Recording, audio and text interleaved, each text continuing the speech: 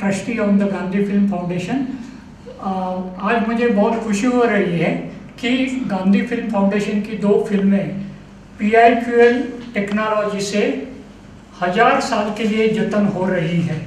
ये भारत में पहली दफ़ा हो रहा है कि कोई ऑडियो विजुअल फिल्म का जतन नॉर्वे की PIQL टेक्नोलॉजी से हो रहा है। मैं खुद फिल्म इंडस्ट्री से 40 साल से जुड़ा हुआ हूँ, तंत्रज्ञान क्षेत्र में काम कर रहा हूँ और गए 5 साल से ऑस्कर एकेडमी का मेंबर और ऑस्कर एकेडमी के साइंस एंड टेक्नोलॉजी काउंसिल पे काम कर रहा हूँ, भारत का प्रतिनिधित्व कर रहा हूँ। तो इसकी वजह से मुझे बहुत सी टेक्नोलॉजी के बारे में जानकारी मिली और मुझे लगा कि ये जो टेक्नोलॉजी है PIQL ने जो की है वो अपने जो फिल्में हैं उनको लॉन्ग टर्म प्रिजर्वेशन के लिए बहुत अच्छी रहेगी। इसके सिलसिले में गए साल मैंने गांधी फिल्म फाउंडेशन के जो चेयरमैन हैं नितिन पोद्दार साहब, उनसे बातचीत की और उन्होंने भी इसे सम्मति दे दी और गए साल में 2 अक्टूबर को ही हम लोग ने एक जॉइंट अनाउंसमेंट किया था गांधी फिल्म फाउंडेशन और पिकल नॉर्वे से कि इसका जतन ये नई टेक्नोलॉजी से होगा। गए साल में कोरोना पैंडेमिक की वजह से थोड़ा डिले हो गया और आज मुझे बहुत खुशी हो रही है कि ये जो फिल्म है जो जतन की हुई है वो आज पिकल के जो रिप्रेजेंटेटिव है रमेश बजाज जी, इनके हाथ से chairman Gandhi film foundation Nitin Poddar साहब को दी गई और मुझे इसकी बहुत खुशी है कि मैं जो इतने साल टेक्नोलॉजी क्षेत्र में काम कर रहा हूँ तो एक मौका ऐसा भी आया कि गांधी जी की फिल्मों का जतन करने का मुझे एक सौभाग्य प्राप्त हुआ है, वो प्रोजेक्ट में काम करने का। जी रमेश बजाज जी, तो थोड़ा सा टेक्नोलॉजी के बारे में बताएं, किस तरह से ये टेक्नोलॉजी वर्क करती है और कितना लंबे समय तक मार्केटिंग जी जी मैं बाद में एक टेक्नोलॉजी पिकल जी कंपनी नॉर्वे की है जिन्होंने ये मोनोपोलिस्टिक टेक्नोलॉजी डेवलप की है और इस टेक्नोलॉजी को वर्ल्ड ओवर में एक्सेप्ट किया गया है। जर्मनी से सीमेंस के 100 बरस की पूरी धरोहर उन्होंने कैप्चर की है। इटली से रोम की जो वेटिकन है उसको पूरा इन्होंने पिकल की टेक्नोलॉजी के माध्यम से पिकल फिल्म में कैप्चर करके 100,000 बरस के लिए इसका स्टोर एकदम अच्छी तरह से कर लेंगे। तो इस तरीके से हर एक कंट्री में, जैसे ब्राज़ील के पेले के बारे में उन्होंने ये पूरी पेले की डेटा रखी हुई है ताकि ये सब डेटा जो है उनके आने वाली पीढ़ियों को वो प्रोत्साहित कर सके। तो पिकल की जो टेक्नोलॉजी है ये कोई प्रूवन टेक्नोलॉजी, अगर वो कहते हैं कि 1000 बरस तक हम आपको गारंटी देते हैं कि आपकी डेटा को कुछ नहीं होगा, तो साइंटिफिकली उन्होंने वो स्टडी करके उसके बाद ये स्टेटमेंट जारी किया हुआ है। तो भारत में आने से हमारे पीढ़ियों को, हमारे जो इतने कल्चरली और हमारे जो इतने अच्छे लीडर्स हैं गांधी जी के बारे में, अगर हम उनकी पूरी डेटा को बरोबर प्रिजर्व नहीं करेंगे तो हमारी पीढ़ियां कैसे उनसे इंस्पायर होंगी। आज कोई पूछेगा दादाजी आपने गांधी जी को देखा था, बोला देखो आज पिकल फिल्म में पूरी उनकी है, आप देख सकते हो, he was there in flesh and blood. कोई कहते हैं दादाजी के god of cricket Sachin Tendulkar ने भारत में जन्म लिया था, तो उसके बारे में अगर प्रिजर्व किया है तो उसको बताएगा और उसको प्रेरित होगा कि वाह ऐसे हमारे पूरे आइकॉनिक पर्सनालिटीज थे। तो ये टेक्नोलॉजी बहुत जरूरी है इवन मोनेटाइज करने के लिए। आज 200 बरस की हमारी पूरी जुडिशरी की डेटा है, उसको अगर हम बरोबर नहीं रखेंगे तो जुडिशरी भी उसको किस तरीके से जजमेंट्स देगी।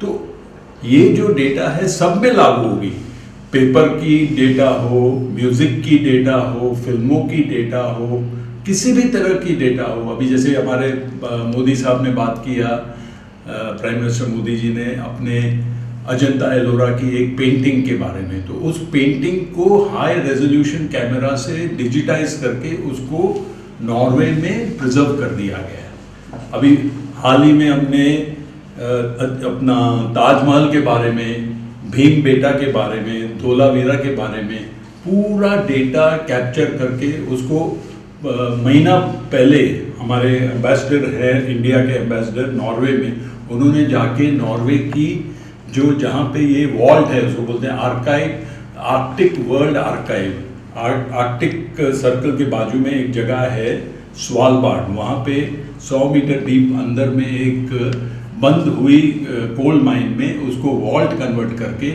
ये सब डेटा वहाँ पे स्टोर किया जाता है। उज्ज्वल जी, इस टेक्नोलॉजी के बारे में थोड़ा और बताएंगे कि किस तरह ये काम करती है? नॉर्मली हम लोग जब भी फिल्म प्रिजर्व करने के लिए उसका डिजिटाइजेशन करते हैं तो पिक्चर के लिए DPX फाइल्स बनती है और साउंड के लिए वेव फाइल्स बनती है। अभी ये जो फाइल्स है डिजिटल फाइल्स, वो एक ब्लैक एंड वाइट फिल्म में लिखी जाती है डिजिटल टेक्नोलॉजी की तरह से।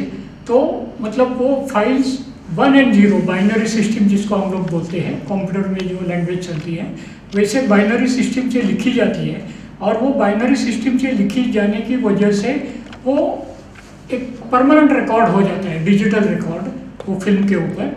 और ये जो फिल्म है उसका उधर जो लेबोरेटरीज है उन्होंने स्टडी किया है कि ये कितने साल तक अच्छा रहेगी।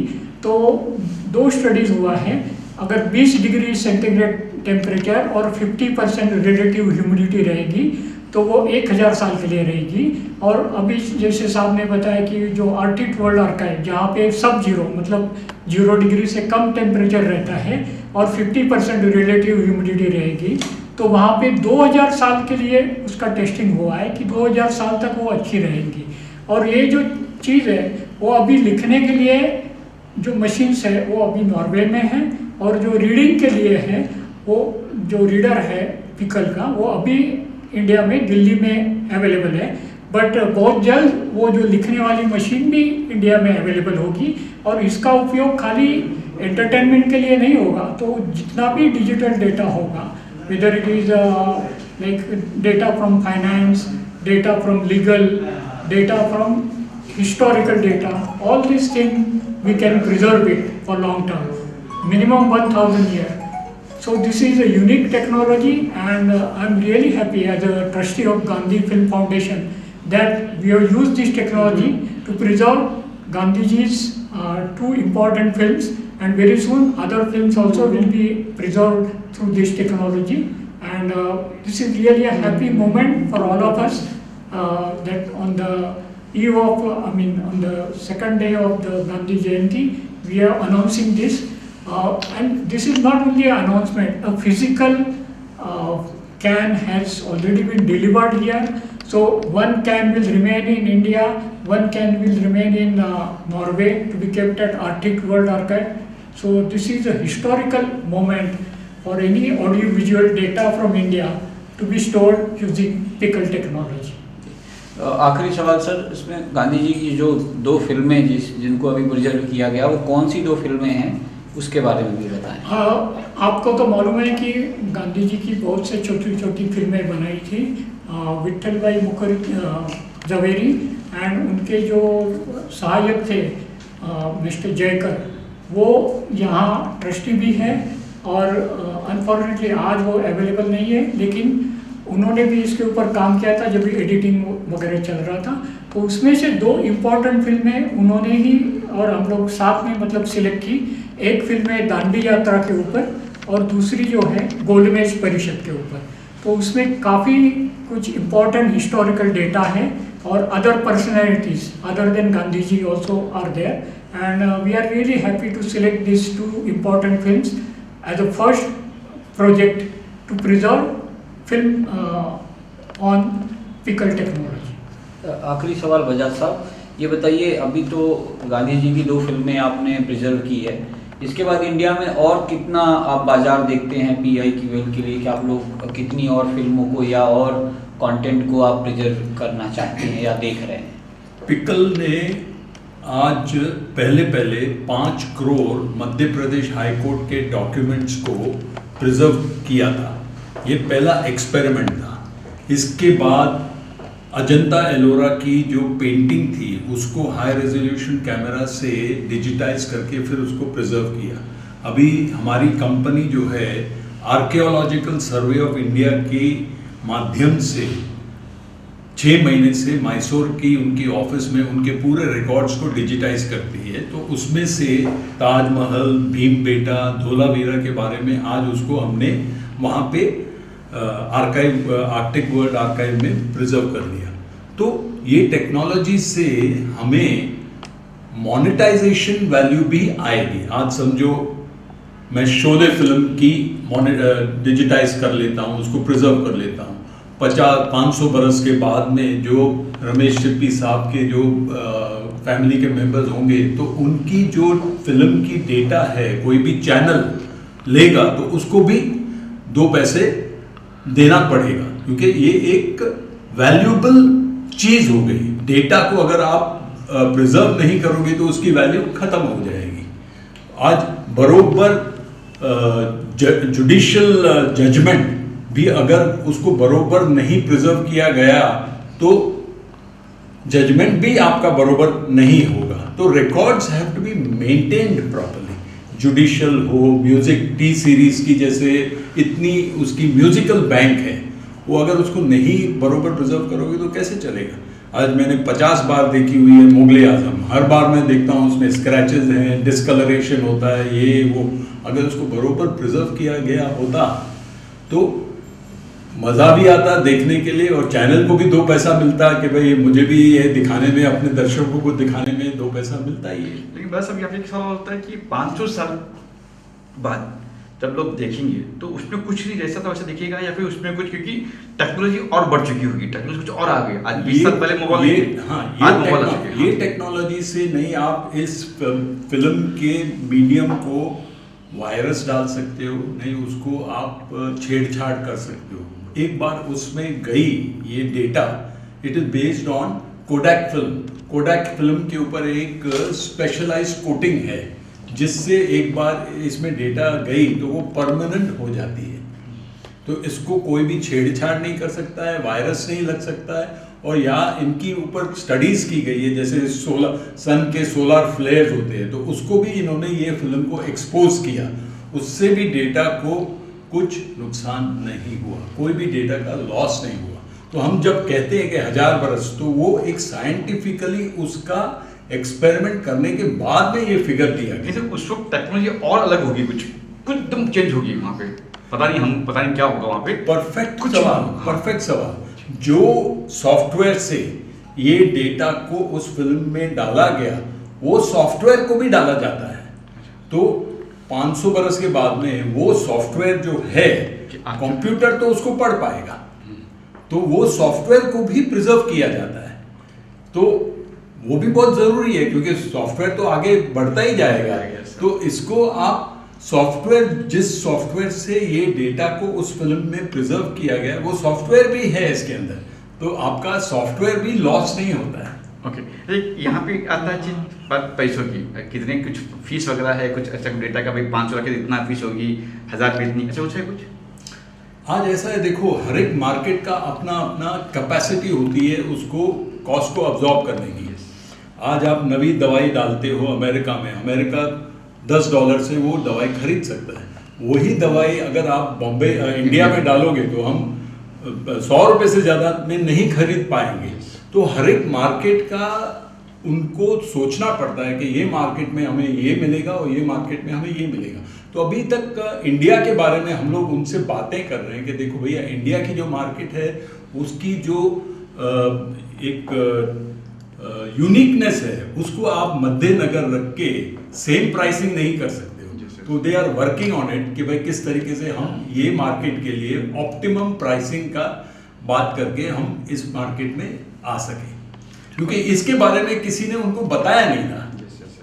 तो उज्जवल जी ने और हमने उनसे बात की कि भाई देखो हमारे इंडिया की मार्केट वो अलग मार्केट है, यहाँ पे वॉल्यूम इतना है कि पूछो ही नहीं।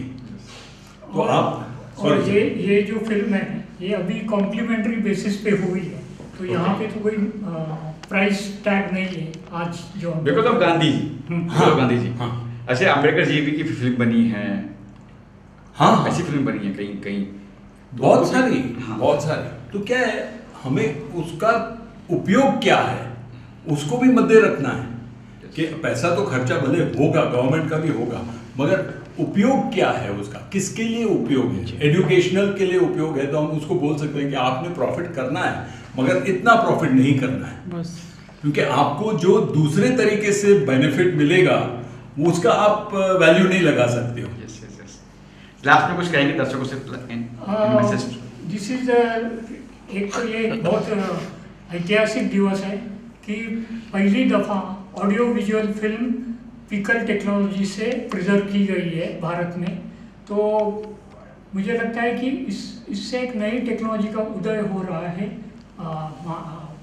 भारत में, और इससे बहुत लोगों को, केवल फिल्म इंडस्ट्री ने, जितने भी लोग डेटा प्रिजर्व करना चाहते हैं, वो इधर इकोनॉमिकल, फाइनेंशियल, लीगल, वो सबको इसका फ़ायदा होगा भविष्य में। Thank you. Thank you sir.